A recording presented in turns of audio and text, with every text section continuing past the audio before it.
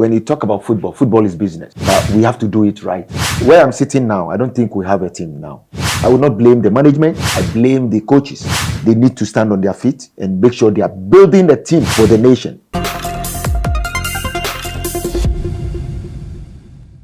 Hello, we're still reviewing the 2026 FIFA World Cup, but the bigger point of a big review is that you are able to look forward with the review. So after the 2026 FIFA World Cup, what are the steps Ghana needs to take? What are the players Ghana needs to focus on? What should be the attitude from building a team that has a bit of a strong connectivity right from the base level of the youth teams to the highest level possible? There's no better man to discuss that than with Laryea Kingston. He's worked at youth level, he's played at youth level, he's managed at senior level, and he's working his way towards helping Uganda build an ecosystem that makes them formidable at every level. I've been asking Laryea, who worked as a pundit during the World Cup, what did he see? Did he like what he saw? And how does he think Ghana can improve on everything he saw? Laryea, good to see you. Thanks for having me. It's been a long time. Yeah. It's been a while. Once a while we check up on each other, but hanging out have been very difficult because of your job and you're always busy. Yeah, I know. I try. Look, I saw a lot of the things that you said in the build-up during the World Cup itself. I wanted you to provide a summary for me. As a Ghanaian football fan, what was your biggest takeaway from the World Cup as far as the Black Stars was concerned? Yeah, for me, my biggest takeaway will be how quick they can find a manager who will be leading the team to the most important tournament in the world. Because we kick Otuado out, some few weeks before an important tournament. We're talking about a coach that knows the team. He built the team for almost 2 years, and then getting close to a competition, they kick him out. And then how they have to find a coach that can immediately step in and then make sure they go to the tournament without disgracing themselves. And for me, the shocking moment is how did they know Queiroz is the right person to take Ghana to the tournament, not to disgrace themselves. And for me, I think Queiroz did very well. His approach helped us a lot because he's new, he doesn't know the team so well. But the only thing that can help a team succeed, that's his strength, defensive. Because if you don't know the team well, if you jump in, showing them how to attack, I think that's when you become very vulnerable. But coaching defensive is more easier, so far as the team can be compact and prevent opponents from punishing them. I think you can pull something out. So for me, I think that's my biggest takeaway when it comes to. So basically, your biggest takeaway was the practicality of the approach. Exactly, the approach, because it's always difficult. Last minute, your coach being kicked out. Now, who is the right person to lead the team? Going there, and for me, Ghana did not go there as just to participate. I think they made impact. Especially, I know a lot of Ghanaians were not happy with the way we're playing. We were too defensive. Ghanaian culture is to attack, express ourselves in the game. But then again, we have to prevent disgrace, and I think they got it right with Queiroz coming in. The president said something similar, but there are those who say that that's almost accepting that we'll become third, second, fourth-rate teams. Are Ghanaian football fans justified in asking for a lot more from this team? For me, when it comes to the performance in the competition and all that, we all know that we wanted more than what we achieved. But one thing we should all understand is we should know the situation we find ourselves in. And how can we go out there to represent the country and represent it well? So for me, I think that's where That's where we got it. The federation got it right, finding the right person to come in and then make sure it goes to the competition and not to disgrace ourselves. For instance, I know there are a lot of talks going around that Carlos is the right person for the job. We should give him more. We should give him more time with the team. For me, I think every coach needs that time for him to implement whatever he have. We cannot judge Carlos with just 2 months. We cannot judge it. One, he doesn't pick the players. He doesn't even know the players very well. But he managed to get close to them.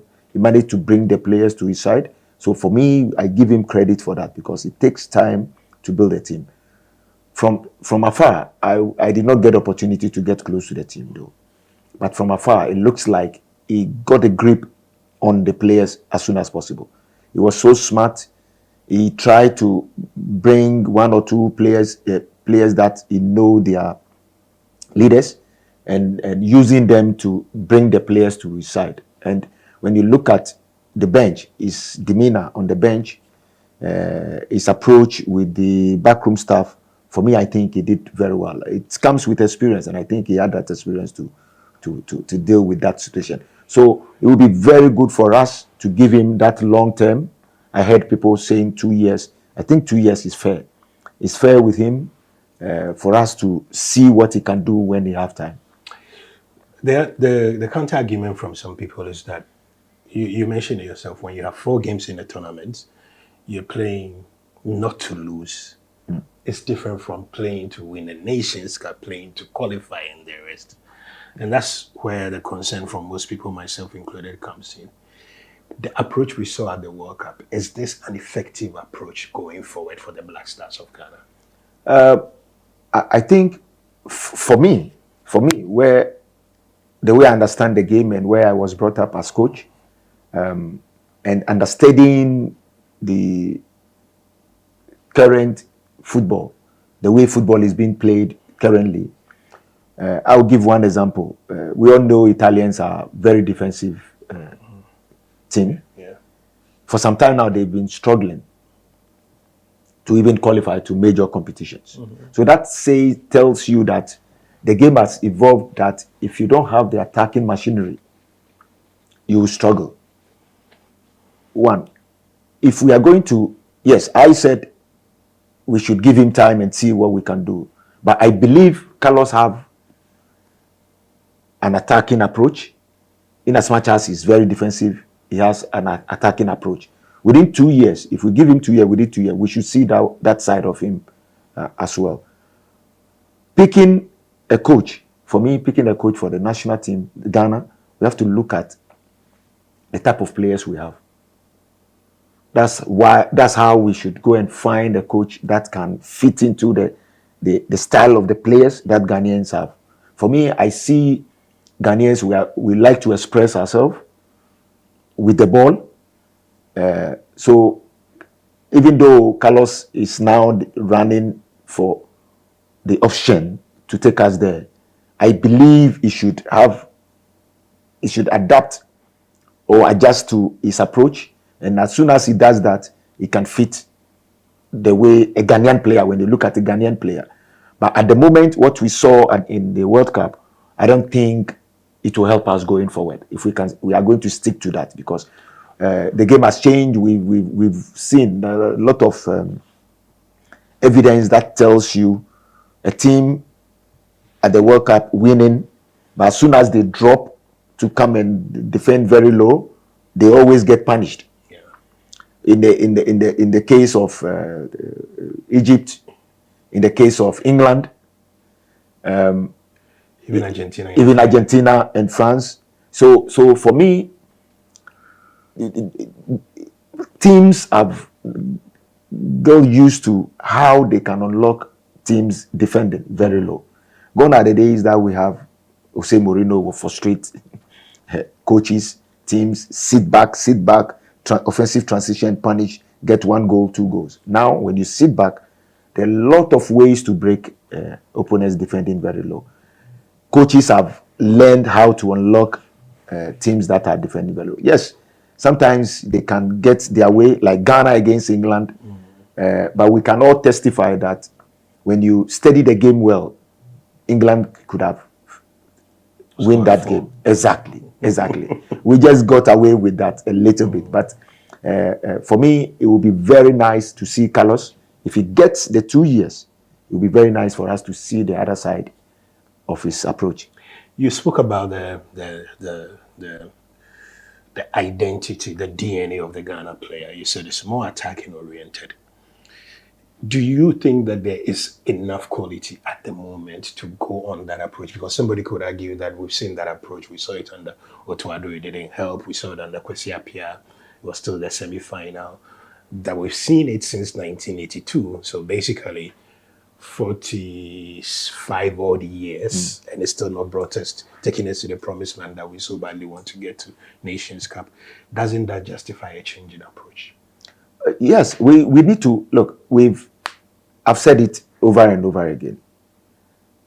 Ghanaians, we are football people. We love the game so much, but it looks like we're still relying on our past glory and not focusing on long term. Because I hear a lot of people saying we have to win the cup, we have to win the cup, we have to win the cup. But winning trophies doesn't come easy. Remember, it's a team sport. Yeah. So you have to build it. And building something doesn't take one night, 1 day, 2 days, 3 days. It's a long term. At least give yourself long term in between. Make sure you appear in major competitions, and then go into the competitions and then perform very well. That's when you get close to the cup. So for me, I think we should change the approach now. Changing the approach can be very long term. For example, what Uganda is doing with me now. For me, it's a very long term. It's a long term. Because before our first team will function well, it involves a lot of things. So I am thinking about Ghana should hire a coach. If Ghana can hire a coach that can take over the youth system, a coach that should be the head of U15s, should be the head of U17s, should be the head of U20s. So somebody completely in charge of youth development. In charge of youth development. That head coach of youth teams should be an assistant coach for the first team.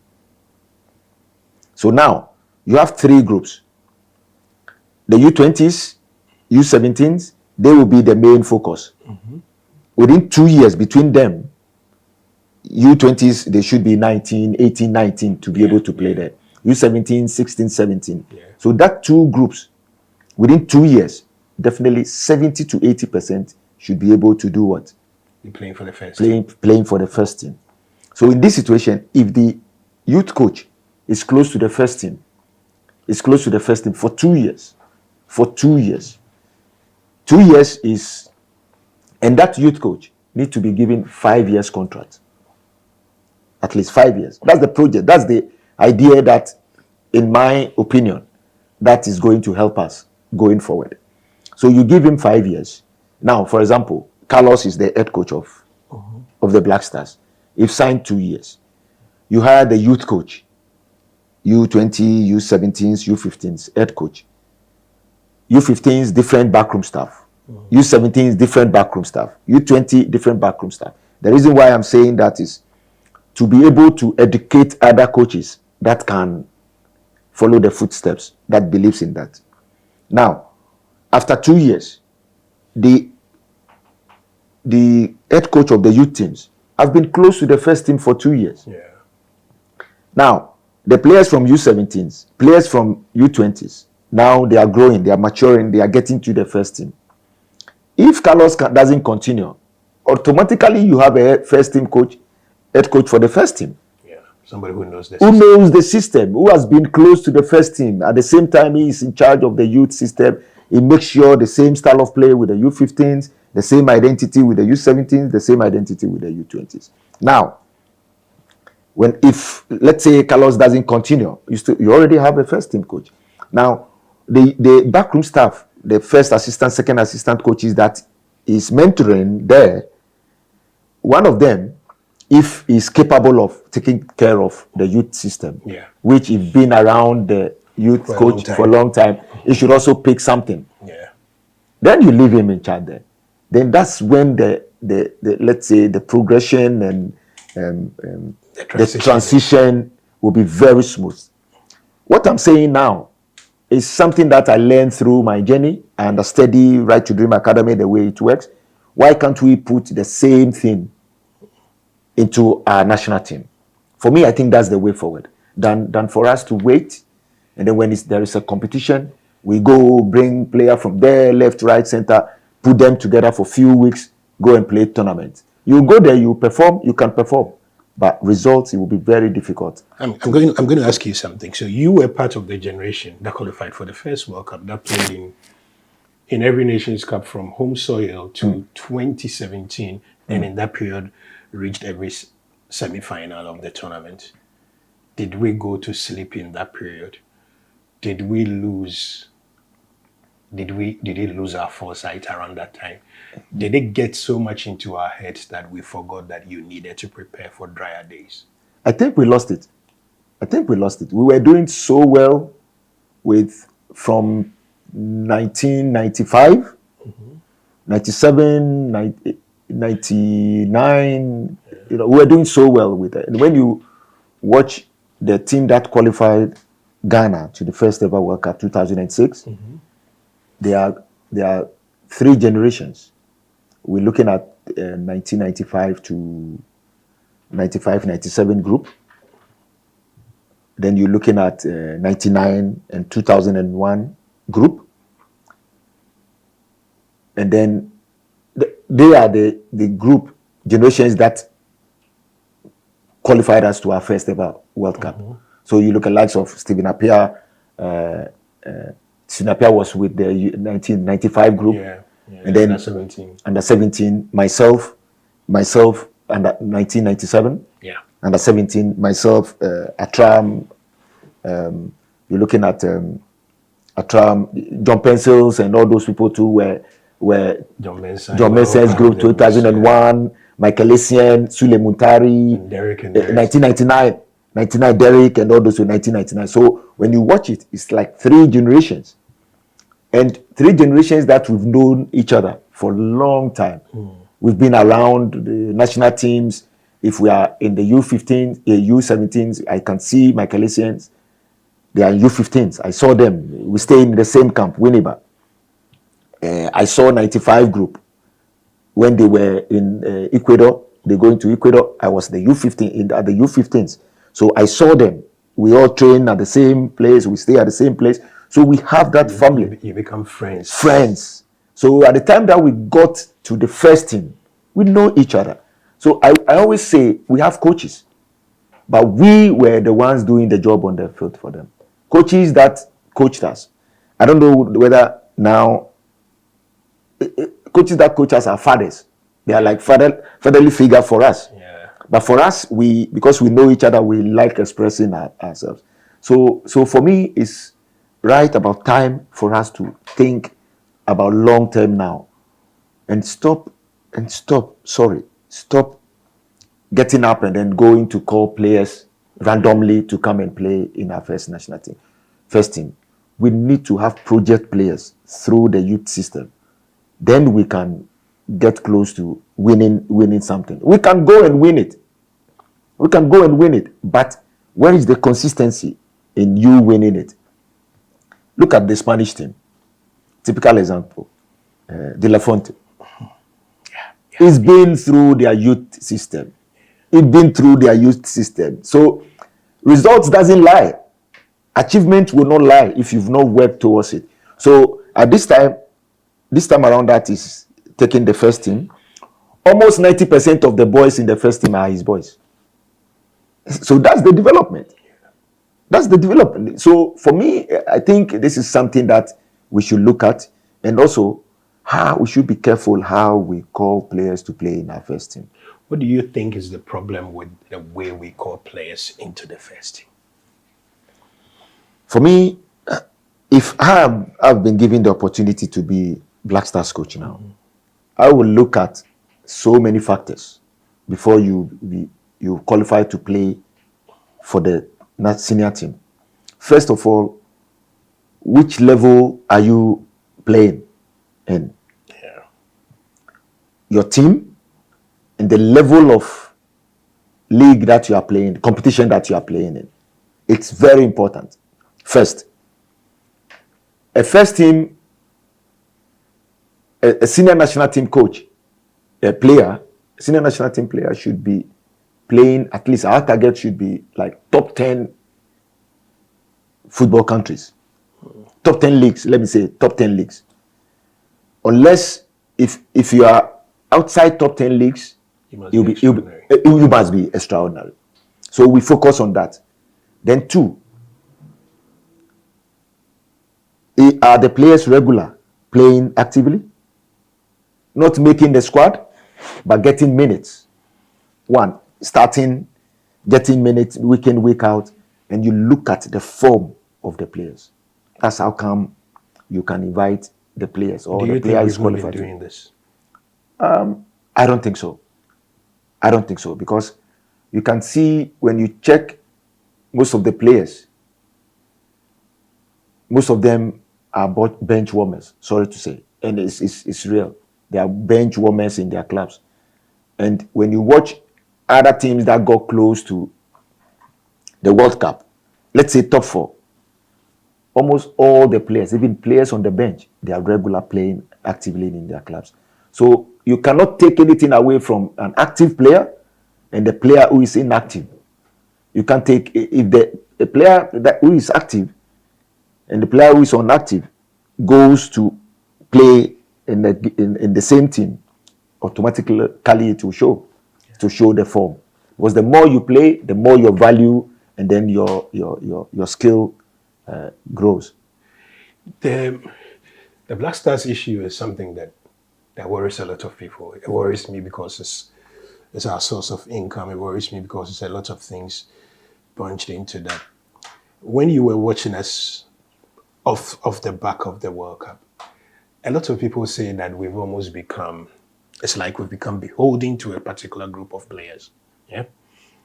This guy must play at all costs. This guy must be in the national team at all costs. We need the experience of this guy. Where do we draw the balance between the consistency you ask for right through youth level and ensuring that we are picking players based on the parameters that you so eloquently espoused? When you look at the current Black Stars team, we already have players that have played more than 5 years. So automatically, if you've been in the national team for more than 5 years, you are one of the senior players in the group. We already have that core. Now, if where I'm sitting now, I don't think we have a team now. Okay. We don't have a team. Because it looks like the players that will play the qualifiers, when it's getting close to the tournament, almost half of them will not even appear. All of a sudden, we see new faces coming from left, right, center. And with that, I will not blame the management. I blame the coaches. I blame the coaches because they are not firm.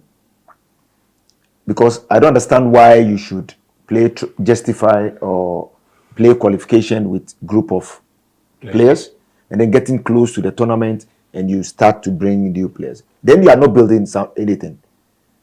They need to stand on their feet and make sure they are building a team for the nation. When you watch France, once a while you see a young chap coming from the youth system to the first team. And that chap typically will be somebody who is having a brilliant season. Brilliant, exactly. So you can see the consistency in Deschamps' team. For how many years he's maintained the same group? Once a while, bring 2-3 young boys into that team. That's a team. That's a team. Consistency in the selection. Easier for him because the players are playing well.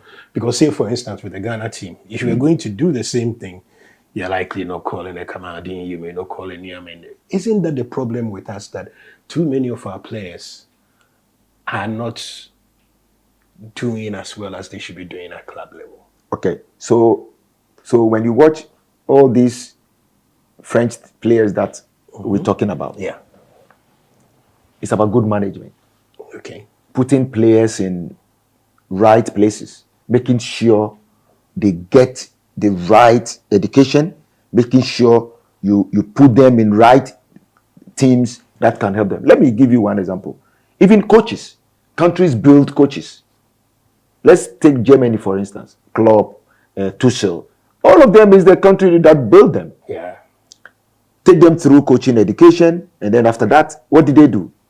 You go to England, you go to France, you go to Germany. Put them in the right top 5 leagues. And then they had good leagues, good clubs to start with in Germany. In Germany, and then also, what did they do?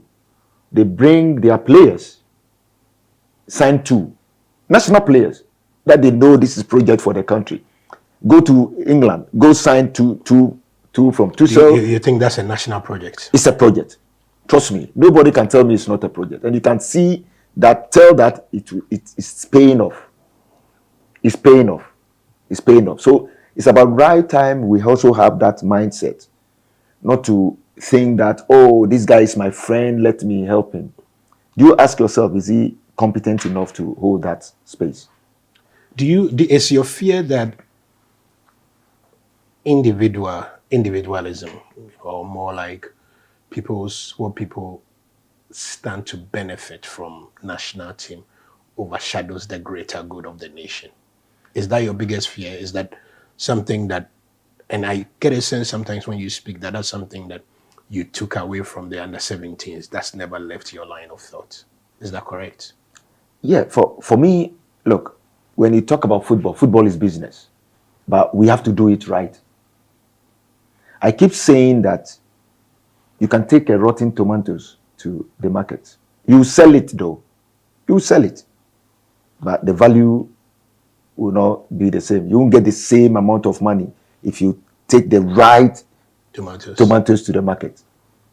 That is ripe, well kept. The same thing goes to selling players or putting players in the right places for you to be able to, you think if I put him in this space, it will be easy for me to sell that player. Have you asked yourself, did you develop that player very well? The scouts that are coming to town to pick players, they want quality. You can sell, they can pick a player though, but if the quality is not there, they can tell you, they give you anything.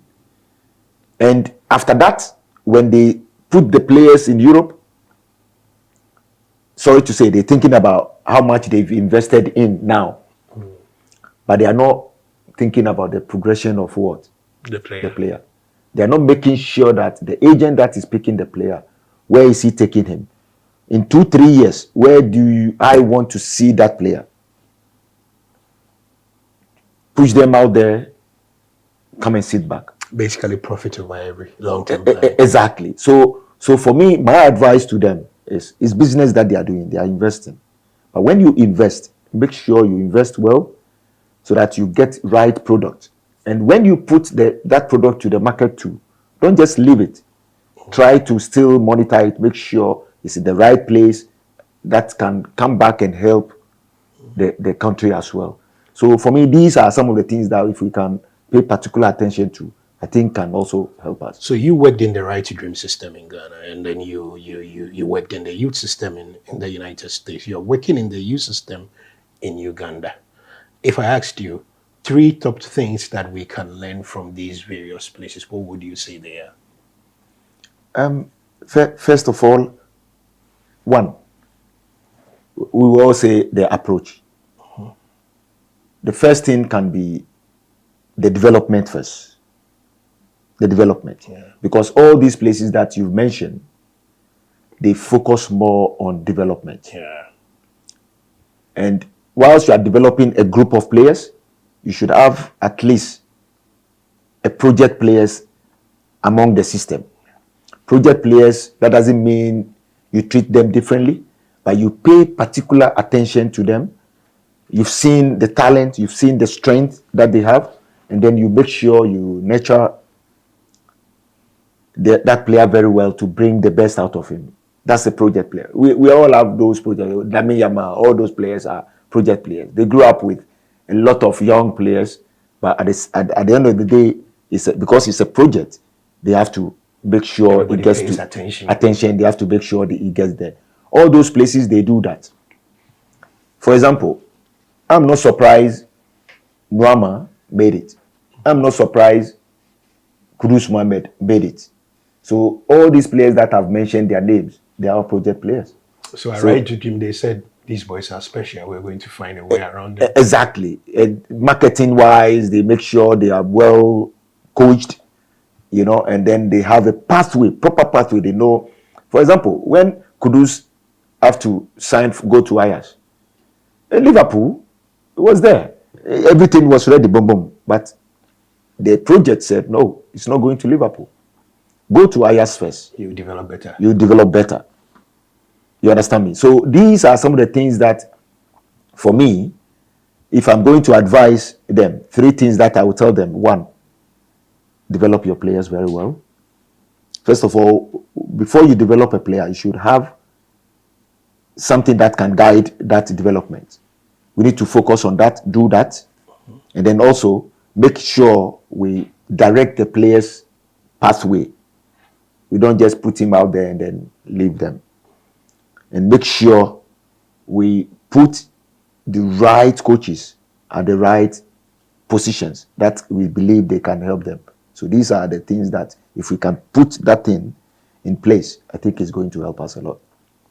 The other thing, and inevitably I was going to ask you this. What is the role of people like yourself, like Michael Essien, like John Pencil, people who know the system inside out? What is the role that those of you played football to the very highest level for club country, passionate about coaching? Where do we fit you into this big conversation about Ghana football in the larger scheme of a project? Not just the guy who goes to become an assistant for Black Stars or a star-led coach, but where do we fit that into a longer-term project? Because when I look at us now, I'm sorry, but I don't see that. You understand? I don't see a coaching project that is going to take Ghana from a base level through the system. And we all thought that this was going to change. The more Ghanaian players went to Europe to play, the more they played at the highest level, the more they came out and did excellent coaching badges, the more they learned at clubs like Nordsjælland, like Dortmund and the rest. But it seems that the only thing we have to show for is plugging Otto Addo out of Hamburg or Dortmund and making him a national coach. Where is the intensity that breaks the front of the same old recycled coaches who become under 17 coach, under 20 coach, under 23 coach, same old recycled faces? How do we fit all of you into the system, you think? For me, the system should accept that first. Should accept the fact that these players need to be a part of the system. Exactly. They need to. Do you think there is a pushback against that at the moment? At the moment, I know the authorities are trying to paint it that is happening. But it's not clear yet. You don't think it's deliberate enough? It's not deliberate enough. It should be a kind of project. All the names that you've mentioned, myself, Essien, John Pencil, we play the game now, we are into coaching. Now, the federation should sit us down and tell us this is the project. This is where this kind of education we want. Some of us, we've educated ourselves already. I have my UEFA A license 5 years ago. I did my B, A, and I have my CAF B. Now I'm almost done with my CAF A because I'm working in Africa now and I need that CAF A license before I'll be eligible to work in Africa. Some of us, Michael Essien, have done European badges as well. John Pencil also collecting these badges, but all by ourselves. We are financing all those things. Some of us, we can finance ourselves, but where is the opportunity for us to challenge ourselves more? And I believe the FA is in the position to give us those opportunity or sit us down. Let us understand that this is a project. We building these, you guys, to come and represent the country. Between the youth system to the first team. So it becomes a project. Sit down with us. We have 5 years, we have 6 years, we have 10 years. And you 4 or 5 players, coaches now, you are project for us. And then as we go ahead, we go along, that's when you look at our strengths, because everyone have his own strength. Yeah. Someone can develop up to a certain level and then he will be stuck. During that period, you're assessing everybody. Then whoever you believe you have the strong hands to handle the first team, when the time is right, you put him there. I'm going to go back to the Black Stars team in the way that it was. You said what has to change. You said winning the Nations Cup is not going to be a given. Is there any 1, 2, 3 players that you think must play at their absolute peak form for this team to get better? This team went to the World Cup without a kudos, and it was so obvious. Zero creativity in that team. Whilst we praised the back line, it was still, you could still tell the problems. You know, you took out Marvin Senaya from the Colombia game and the whole team practically collapsed. It's alarming. Three defensive midfielders. Yeah. No creative player. Yeah. It's alarming that that a team that was praised for its defensive solidity could collapse so badly in the absence of a boy who was only making his fifth cap for Ghana. Who are the players who should stand up and say, I am the Stephen Appiah of this era. I will be your Michael Essien. I want to be your Samuel Chan. Do we have those? I don't see it in the team. And the ones that we rely on, they're doing their best, but it's not the same. It's not the same. So that's why all those players that you've mentioned, they should bring them close to the team. Bring them close to the team. Give them the freedom to get close to the boys, and they can instill that character. Tell them stories. Get close to them. Be their friend. Get into their heads. And the current players, seeing them, for me, can encourage and then bring them to the level that all these players that you mentioned.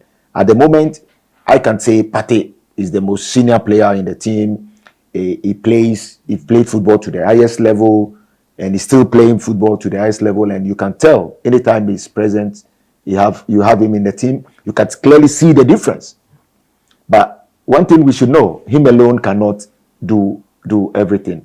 At some point, I look at him and I say, this guy is frustrated because the way he want the game to go is not getting that quality he needed around him like that. So for me, at the moment, we don't have anyone like. No one can be anyone else, but that's the truth. We don't have that character. And I would say that, like I mentioned earlier on, all those players that you mentioned, they were all playing in top leagues. Week in, week out, they are regular. You can see them playing, so they had that experience and the exposure to come and play for the So the one was our top league guys like Kudos, like Semenyo, like Inaki Williams looks like a beast for Atletico Bilbao. For Ghana, he looks like he's not played football before. What must our top players do?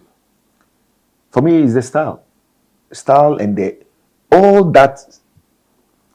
those things that is happening with them is technical. We need to, like I said, we need to find a coach that can understudy all the players that you've mentioned, what they are doing in their clubs, get close to the players, coaches, communicate with them, see their strengths, see their weaknesses, and then when you bring them to the national team, then you know how to use them. For example, Semenyo had a very fantastic season. Fantastic season. But he comes to Ghana and nothing. So what is wrong? Is the style of play. Is the approach to the game. What style of play do you think suits Semenyo?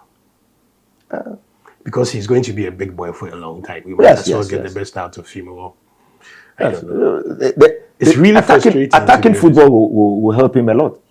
Attacking football. We need a coach, and Ghana as well. We need a coach that should allow the boys to express themselves like we used to do. Leave them, let them go out there, play, guide them, but make sure they will go and attack opponents. That's what we do. We concede goals, but we score goals as well. So this is kind of backroom stuff you need to carry us forward.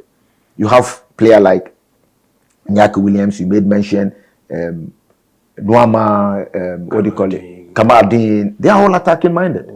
They are all attacking minded. They can express themselves with the ball. But I don't think our style of play for a long time have helped us a lot. You know, we normally sit and wait for opponent to come with us. Even when you watch our qualifier, most of our qualifier games, sometimes countries will come to Ghana and they will dominate us.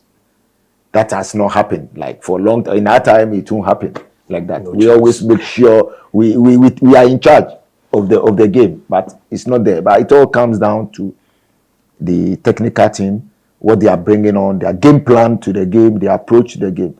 And this is what I've noticed. I don't think they are bold enough to take in the pressure that is coming for the fans. Do you mean the players or the backroom staff? Not the players. The players are fine, but the technical team, they allow the talk goes to their head, and then sometimes whatever they believe in, they let it go and then follow. They make the pressure breaks them, so they start to do something else, and they don't stick to what they believe in. I don't want to mention names, but in the Premier League there is this coach in the Premier League that, you know, I have so much respect for him. He joined the team in the Premier League, and I watch 1, 2, 3 games in the Ghana Premier League. I watched 2, 3 games. Wow, I think he's bringing something up because I know him. I know his strength. I know where he's working in, and I know his approach. But later part of the season, he changed the approach. When I'm watching this team again, I don't see anything like him.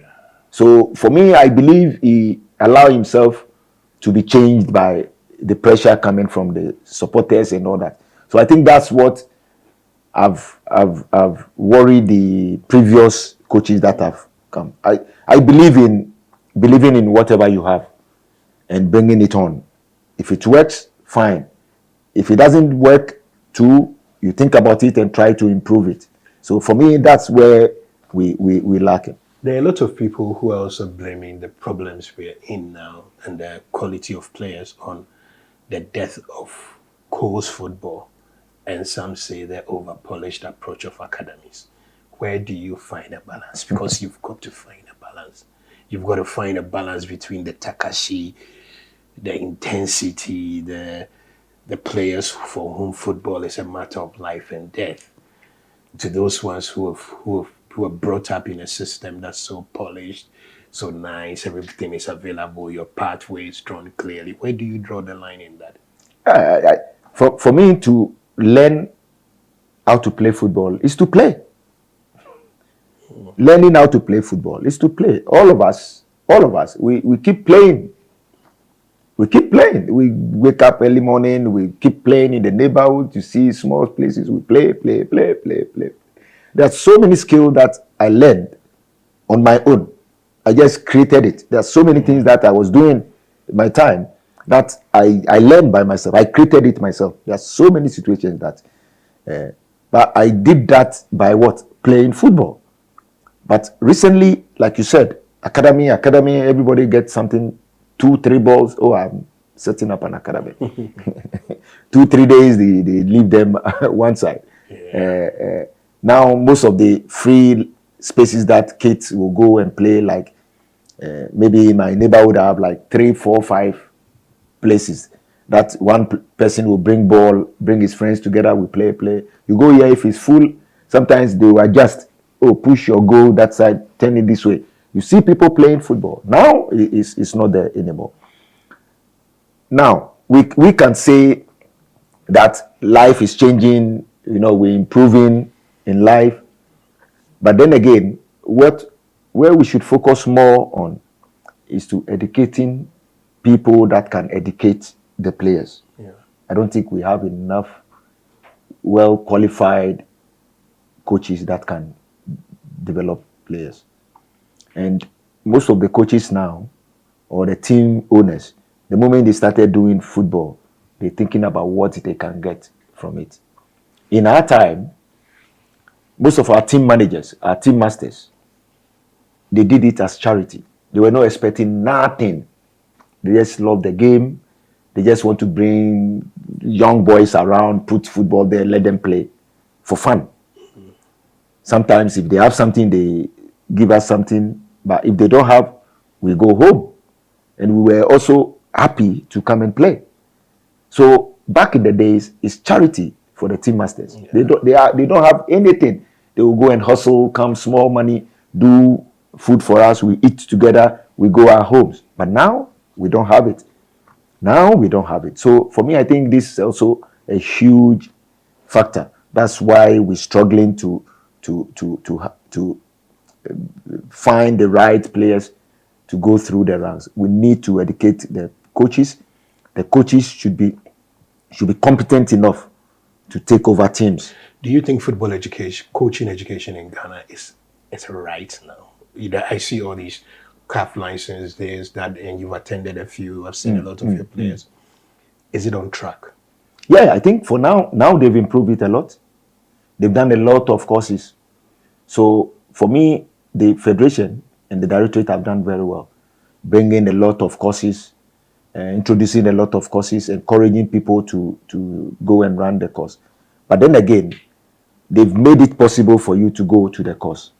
You, the participant, after you are out, are you going to use whatever you've learned there and add more knowledge to it, or you just let it go? Because I've been in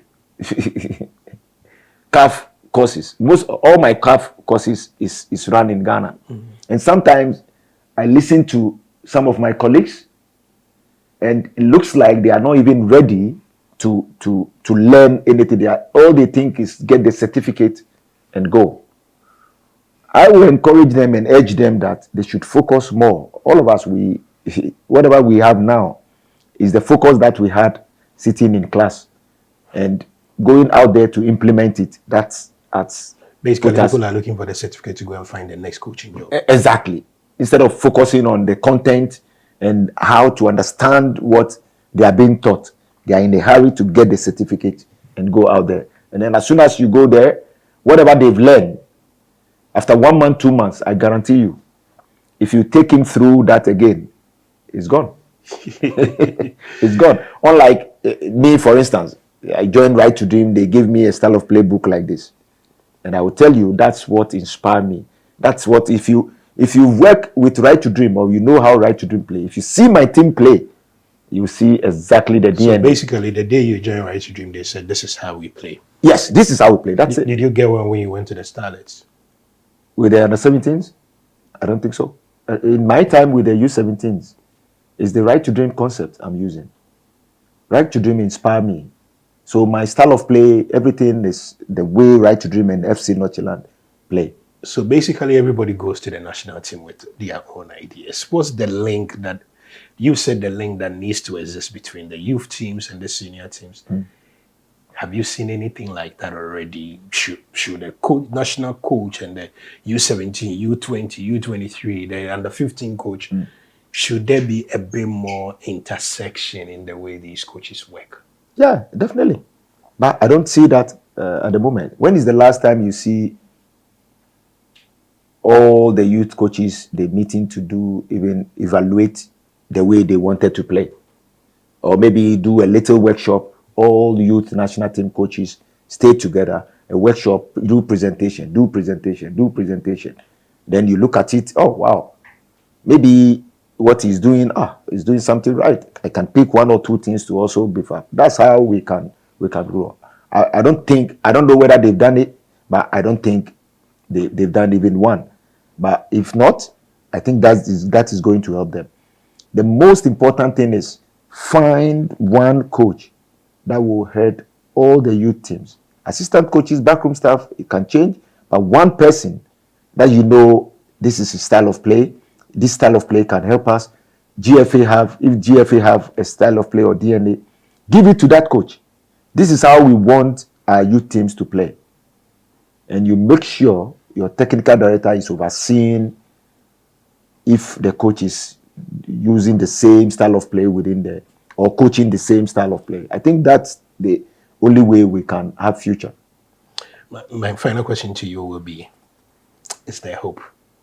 When we watch the Black Stars at the World Cup, team doesn't get out of the group in the Nations Cup. The under-17 team, the under-20 team, under-23 team can't reach the Olympics. Has Kotoko go to Africa? They are rubbish, to be honest with you. The Black Stars that go to semi-finals can't get out of the group stage. We are celebrating a draw against England as if we had won the World Cup. Our only win was against a Panama team we should never have gone into a game with as second favorites. We are 14th ranked in Africa. What is the light at the end of the tunnel? Is there any? Yes, there is still hope. There is still hope if we can change the approach.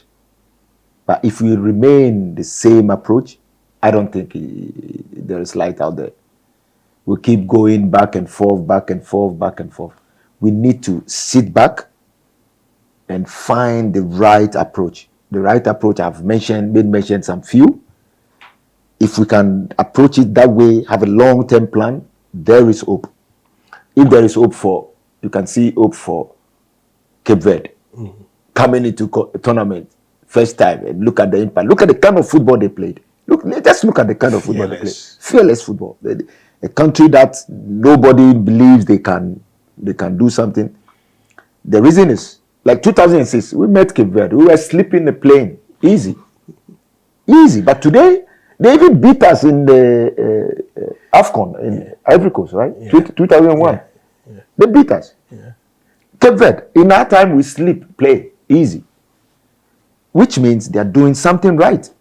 So why can't we also do that? We can do the same. We need to change the approach. And if we change the approach, there will be light, brighter light, because we have the talent in this country.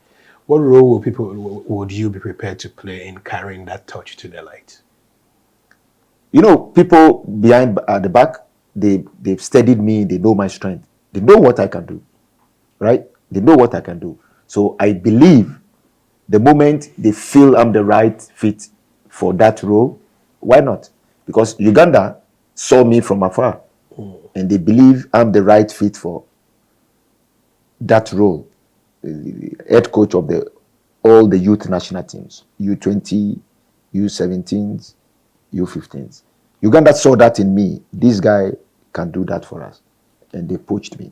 So from afar, people watching me from afar, they know what I can do. If they approach me, why not? Why not? All right, all the best. It's always nice talking to you about football. Yes, You're thanks. Very good at it. Thank you very Thanks much. for having me. So that's Laryea Kingston. Few players understand the game, understand youth development, understand everything to do with football at the highest level more than him. And he's poured out a lot of wisdom. The Black Stars, not just the Black Stars, Ghana football, I mentioned from Has, Kotoko, under 17, under 20. I watched Laryea for the first time properly at the 1999 African Under 20 Championships at the Accra Sports Stadium. The U17s were brilliant, the U20s were brilliant, the U23s were brilliant. Everything seemed to work so efficiently, and now all of that has tanked. I think it's our collective effort to get it working again. And hopefully this conversation will go a long way in helping with that.